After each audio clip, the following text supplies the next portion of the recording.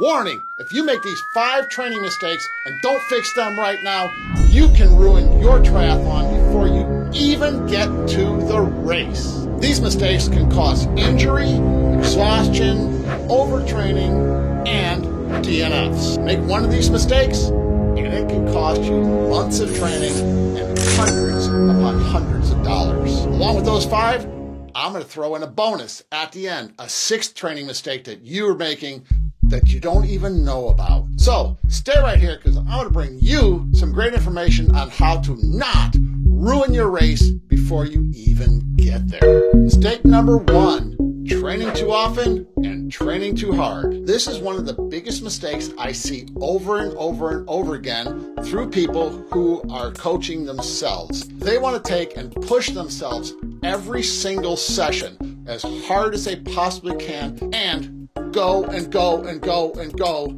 all the time, 7 days a week, month after month.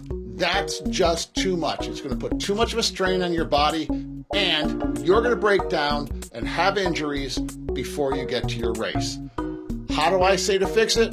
The 80-20 rule. I'm sure you've heard about it. 80% of their sessions are easy endurance building sessions, and 20% are those hard sessions that are going to put you over the top and give you the speed on race day. So, number 1, don't overtrain. You can't fix an overtraining injury, which always happens late just before the race, and that can cause you a DNS, the do not start. Mistake number 2, not paying any attention to your swim. I hear it all the time. Oh, if I just get by the swim, I'll crush the bike, hold on the run, I'll be great. Or I'll just get through the swim, get through the bike, and my run speed will be there, and I'll just run them all down in the end, and I'll have a great race. Well, that doesn't work. You'll be oxygen deprived, killing your stamina before you even get done with the shortest part of the race. So, if you're using bad swim technique or unable to swim correctly, find yourself a swim coach, get some lessons, get yourself sorted out so you're using the proper stroke and swim techniques. Mistake number 3, skipping or not knowing what a brick workout is. Now, if you skip your brick workouts or don't do brick workouts, you're in for a surprise on race morning, because when you get off that bike and you start to run, your legs are going to feel like you're trying to drag concrete around the course. Now, what is a brick workout? A brick workout is basically where you take and you do your bike ride, get off, immediately transition, and run, just like you would in the race. Now, to do this correctly, you do not want to go out there and try to run a long distance off the bike. You want to take and do your full bike and then start with a very short run and then gradually build up. This way, when it comes time to run in the race, your legs will be ready, you'll know what to expect, and you'll be able to push on and have a great race. Mistake number 4, a poor or no nutrition plan whatsoever for your race. What do I mean by that? You don't know how many times I've had a person come to me and say, oh, I just use water in training. I don't need any more. When I get out there on the course, I'll grab a gel here or there if I feel like I need it. Well, guess what? That doesn't work. It doesn't work at all, especially if you're in a race that's in the Olympic distance or longer. Now, why doesn't it work?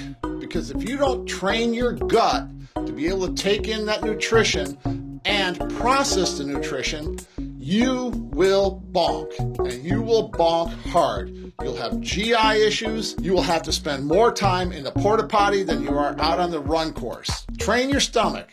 Practice. Start from day 1. Treat it like a race. I tell my athletes that when you get out of the swim and you go to their bike, you're going to take a gel between the swim and the beginning of the bike. So, you're going to do that when you go out on your long bike ride. You're going to take a gel early. You're going to take gels and you're going to take nutrition in as you go along.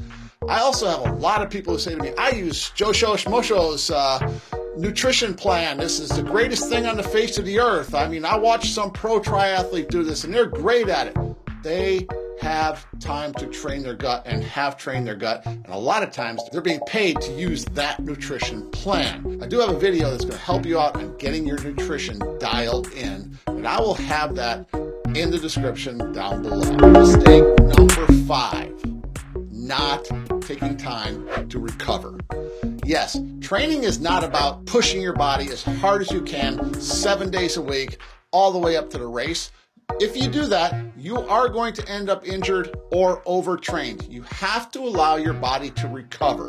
You have to give yourself at least a day off a week where you are not training. You have to look into taking a recovery week every 3rd or 4th week where you actually back way down and allow your body to adapt.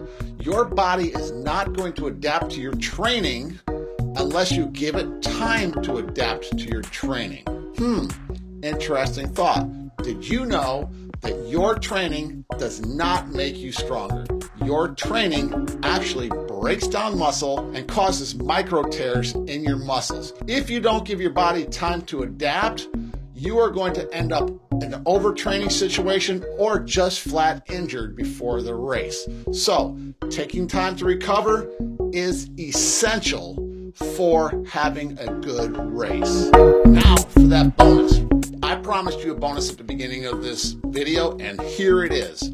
One of the things that you need to know about triathlon is you need to know about triathlon. So, one of the biggest mistakes you can make is not knowing your sport, not knowing how to train, not knowing what to train for, and not knowing how to get your nutrition right. Remember that promise I gave you about the nutrition at the end of the video? Well, check out this video right here. This is my training course. It is free. Follow that and it will cover everything you need to know about the sport of triathlon. This is Coach John. Boom.